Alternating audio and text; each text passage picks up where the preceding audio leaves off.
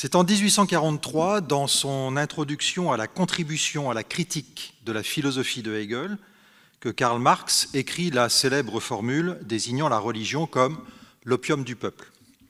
Elle conclut une description qu'il faut citer.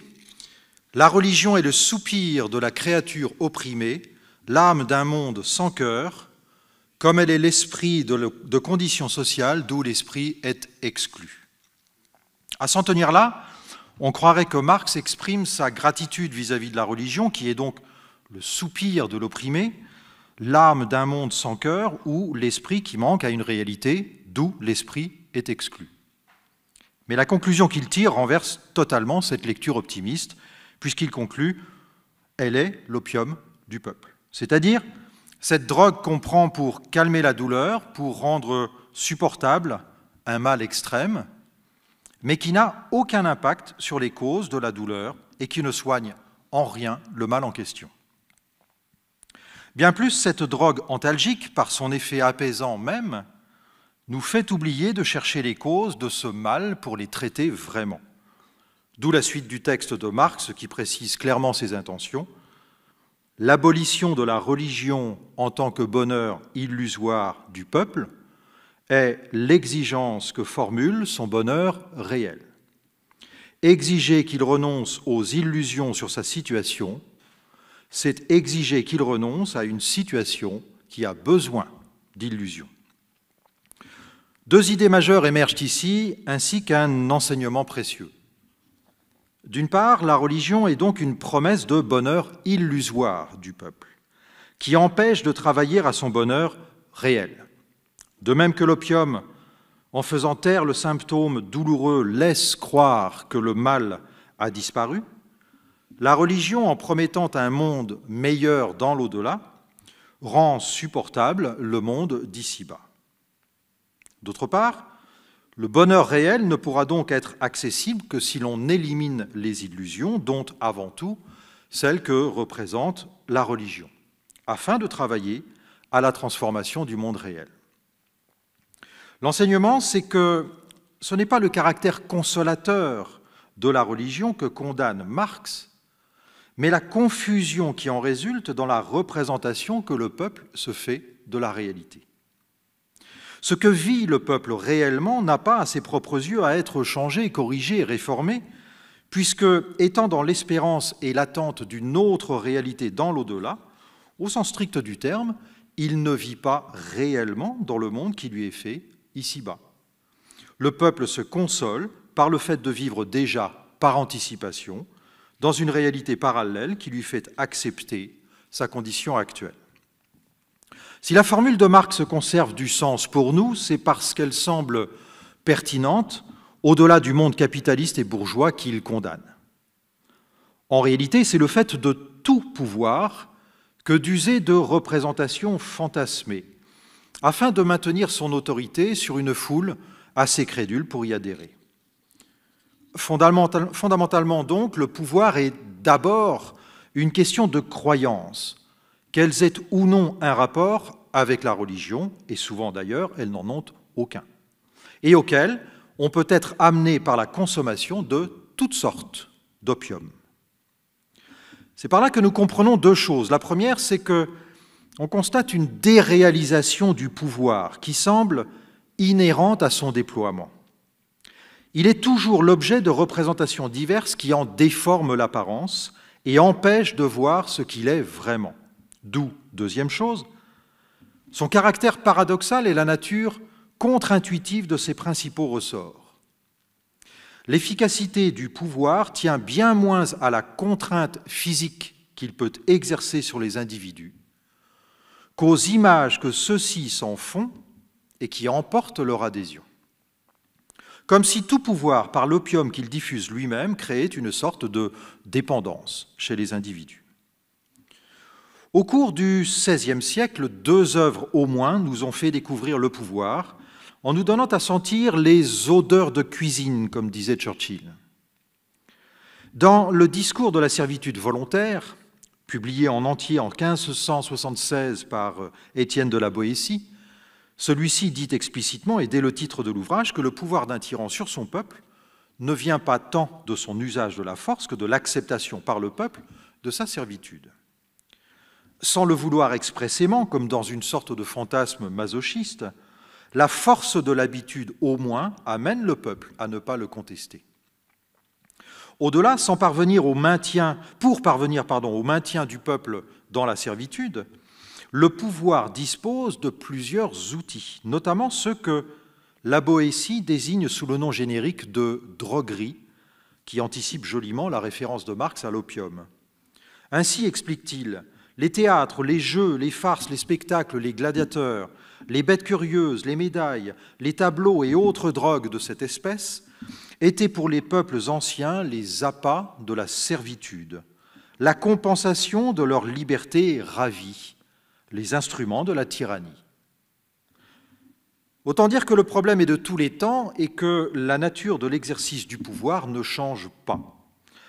La Boétie précise toutefois que, hors le peuple, les plus instruits goûtent depuis toujours et pour toujours à d'autres types d'opium, les honneurs notamment, parce que le tyran, les transformant en courtisans, les a ainsi à sa main, et ici la servitude au pouvoir se double d'un autre à ses propres ambitions, à la flatterie de celui que l'on craint et dont on attend les faveurs et espère la bienveillance. Plus de 40 ans plus tôt, en 1532, était paru Le Prince, texte posthume de Nicolas Machiavel, mort en 1527. Ouvrage dédié à Laurent de Médicis et qui se présente comme un ensemble de conseils avisés, inspirés de l'histoire, sur les manières pour le prince de prendre le pouvoir et de le conserver. On sait que depuis, l'adjectif machiavélique dénonce un exercice du pouvoir perçu comme forcément manipulateur, méchant, vicieux, en un mot, diabolique. Il est vrai que, si l'on en croit Machiavel, tous les moyens sont bons en politique si on les évalue à leur efficacité, puisque la fin justifie les moyens, autant dire que la cruauté, le mensonge, la trahison valent autant en politique que la bienveillance, la véracité, l'honnêteté, si l'on parvient à l'objectif fixé. Dès lors, il est clair que l'image du prince est essentielle en ceci que la politique ne peut pas ne pas se pratiquer dans l'apparence. L'essentiel n'est pas que vous soyez compétent ou généreux ou sincère, mais que vous le paraissiez au moins. Plusieurs raisons à cela. La première, c'est que, comme on l'a déjà noté, l'un des ressorts les plus puissants du pouvoir réside dans l'imagination du peuple. Les hommes font preuve d'une grande légèreté dans leur jugement. Ils sont changeants, dit Machiavel, versatiles et donc crédules. Ils sont aussi impressionnables. L'autorité politique repose notamment sur la majesté du pouvoir, sur l'impression qu'il produit, sur le respect presque sacré que son image inspire par tous les apparats qu'il se donne. La deuxième raison, c'est que les hommes vivent dans un monde instable, imprévisible, et que détenir le pouvoir implique parfois de prendre une décision contraire à l'annonce faite la semaine précédente, de démentir un propos qu'on a pourtant tenu la veille, d'assurer, sans être sûr soi-même, que telle loi est la bonne pour répondre à l'urgence. Bref, exercer le pouvoir, c'est composer en permanence avec une réalité au cours aussi imprévisible que celui d'un fleuve en crue. Imaginez, je ne sais pas moi, par exemple, une pandémie. La troisième raison, c'est que les hommes sont cupides et méchants, et que s'ils ne l'étaient pas, s'ils étaient spontanément respectueux les uns des autres, il n'y aurait pas besoin de politique. La fin dernière de celle-ci, donc, c'est de protéger les hommes contre eux-mêmes. Et c'est en cela que celui qui veut cette fin est légitime à utiliser tous les moyens à sa disposition, le mensonge aussi bien que la vérité, par exemple, en fonction de ce qu'il juge le plus adapté aux circonstances. Machiavel n'est donc peut-être pas aussi machiavélique qu'on le croit. Et à ce titre, c'est peut-être Rousseau, dans le Contrat social, qui fait la lecture la plus inattendue et la plus intéressante du Prince, quand il soupçonne Machiavel de s'adresser en fait au peuple. Je cite, « En feignant de donner des leçons au roi, il en a donné de grandes au peuple. » Le Prince de Machiavel est le livre des Républicains. Comprenons bien, la connaissance des rouages du pouvoir n'est pas réservée à celui qui le détient. Si les républicains, autant dire les habitants d'une république, les citoyens eux-mêmes, sont censés apprendre quelque chose de Machiavel, c'est sur la réalité même de la politique afin de ne plus être naïfs quant à sa nature et aux instruments qu'elle utilise. Au lieu de quoi, nous adoptons souvent vis-à-vis d'elle une attitude de défiance systématique, fondée sur les déceptions dont nous l'accusons. Défiance certes légitime quand, par exemple, un certain Charles Pasqua déclarait il y a longtemps qu'en politique, les promesses n'engagent que ceux qui les croient. Formule scandaleuse et cynique aux oreilles des citoyens. Et pourtant, bien que chacun de nous puisse se sentir tenu sur le plan moral par une promesse faite, sur le plan politique, ce sont les circonstances avant tout qui définissent l'opportunité ou non de la tenir. Abstraction faite, bien sûr, des politiques sans scrupules et des dictateurs, l'instabilité du monde oblige très souvent au pragmatisme. Le plus embêtant, c'est que cette défiance se prend pour un point de vue critique, alors qu'elle n'est que défiance et qu'elle nous rend du même coup vulnérables à d'autres formes de pouvoir. Ainsi, la tendance forte au conspirationnisme, par exemple, qu'on voit s'étendre toujours davantage avec le développement des réseaux sociaux, repose sur la même logique d'un opium se traduisant par la confusion entre plusieurs niveaux de réalité. L'adhésion au conspirationnisme, en effet, consiste non pas seulement à soupçonner, mais à affirmer que derrière tout discours passant pour officiel, ou venant d'une autorité quelconque, politique, médiatique, intellectuelle, scientifique, se cache une manipulation, se dissimule un dessein secret et inavouable, mais qu'on réussit à décrypter grâce aux indices que le discours, soi-disant, laisse passer malgré lui. En cela, la croyance au complot est donc aussi une consolation. Elle nous apporte une réalité parallèle dans laquelle on n'est pas dupe du pouvoir. Et elle nous révèle, presque au sens de la révélation religieuse, le sens profond et caché des choses. Il est d'ailleurs quasiment impossible de réfuter le discours d'un conspirationniste, puisque toute opposition, aussi argumentée soit-elle, est à ses yeux une preuve supplémentaire du bien-fondé de sa thèse. Aussi, la défiance passe-t-elle aujourd'hui pour une vertu. Pourtant, se défier de ce que dit l'autre est une chose, mais se défier de sa propre incapacité à faire confiance en est une autre. Si la confiance devient impossible, cela revient à croire qu'on est donc dans le vrai du fait même qu'on n'est pas d'accord avec le discours officiel. La preuve même qu'on a raison résidant dans le seul fait qu'on prend le contre-pied de ce discours. La défiance perd donc toute valeur si on oublie de se l'appliquer à soi-même. Car poser par principe que le pouvoir en place nous ment et nous manipule, c'est poser également par principe qu'on a toujours raison. Et l'on devient alors incapable de voir que la défiance est l'autre terreau de la crédulité, puisque tout discours qui s'oppose à la parole officielle gagne par là une crédibilité dont celle-ci est par principe dépouillée. Or, l'un des bienfaits, si l'on peut dire, des réseaux sociaux pour le conspirationniste, c'est qu'il peut y trouver toutes les réponses alternatives possibles au discours du pouvoir. Son opium à lui, il le trouvera dans un scénario improbable, mais dont les éléments se tiennent à peu près et correspondant à une logique qui vient conforter les soupçons qu'il avait déjà et que tant d'autres démontrent irréfutablement puisqu'il les partage aussi. Comme le dit Gerhard Bronner, nous sommes des machines à fabriquer du sens. Et quand on cherche, on peut facilement trouver, parmi tous ceux qui circulent sur les réseaux sociaux, celui qui nous convient. Voyez la soi-disant théorie, avec beaucoup de guillemets, sur le vaccin contre la Covid-19, dont Bill Gates, tel un dieu malveillant, contrôlerait soi-disant les puces électroniques qui s'y trouvent en vue du déploiement de la 5G partout dans le monde. et dire que mon papa est vacciné depuis la semaine dernière. Mais c'est peut-être autour du peuple et de la notion même de peuple que les vapeurs d'opium sont les plus enivrantes.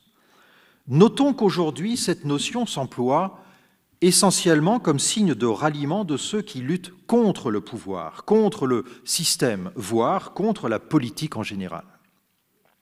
Cet usage, là encore, peut paraître parfaitement légitime et dans le même temps, il est hautement problématique. À ce titre, 2 moments ont été très intéressants dans le mouvement des Gilets jaunes. Premier moment, celui de la puissance de la protestation grâce à l'ampleur des occupations de ronds-points, les manifestations, l'émergence et la visibilité soudaine d'une partie de la population se sentant délaissée, oubliée, mise de côté, ont pu amener celle-ci à juger légitime de s'identifier comme étant le peuple. Et en l'occurrence, le peuple, eh bien, ce ne sont pas les autres, tous ceux qui ne protestent pas, et en particulier les adversaires qu'on désigne sous le nom infamant d'élite. Puis, deuxième moment, celui de l'impuissance de ce mouvement à investir réellement le champ politique. Lorsque certains ont voulu se présenter à des élections municipales, ou lorsqu'une délégation était invitée à se rendre dans un ministère, les individus ont souvent essuyé des insultes, voire des menaces. Chacun étant suspecté de tirer la couverture à soi, nul n'était incontestable pour représenter le mouvement dans son ensemble. Et pour une raison simple, c'est qu'il n'y avait pas d'ensemble dans ce mouvement. Par nature, les Gilets jaunes n'étant ni un syndicat, ni un parti politique, ni une communauté religieuse, les motifs pour en être ne pouvaient être qu'individuels.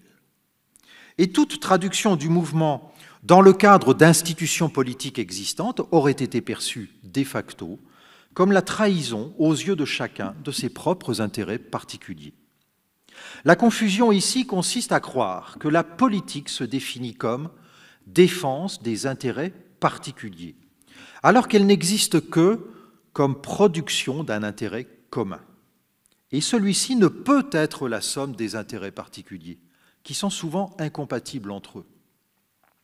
Une manifestation est donc bien un acte politique, parce qu'on y vient avec de bonnes raisons de protester contre le pouvoir, mais elle n'est pas encore de la politique, parce qu'il n'y a de politique que lorsque chacun accepte d'accorder sa confiance à quelques-uns censés représenter une entité collective et non une somme d'individus aux problématiques différentes.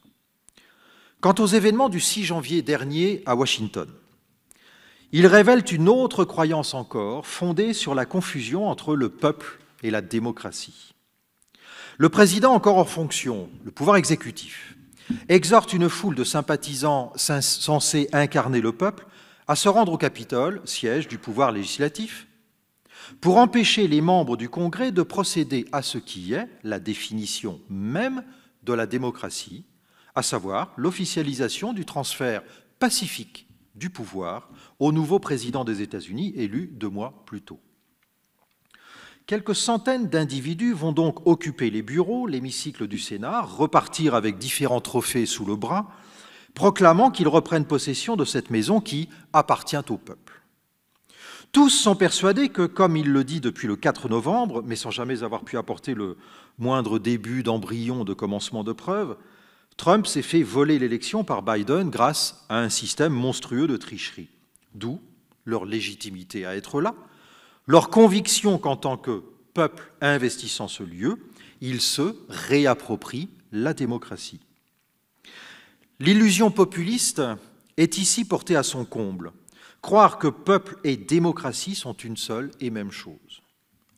En réalité, celle-ci n'existe que par l'institution de règles, de lois qui sont discutées, débattues et adoptées pacifiquement par des individus qui ne sont pas là en leur nom, mais au seul titre de représentants d'un peuple qui les a précisément élus. Lequel peuple, en retour, n'existe que par le fait même qu'il a élu ces mêmes représentants.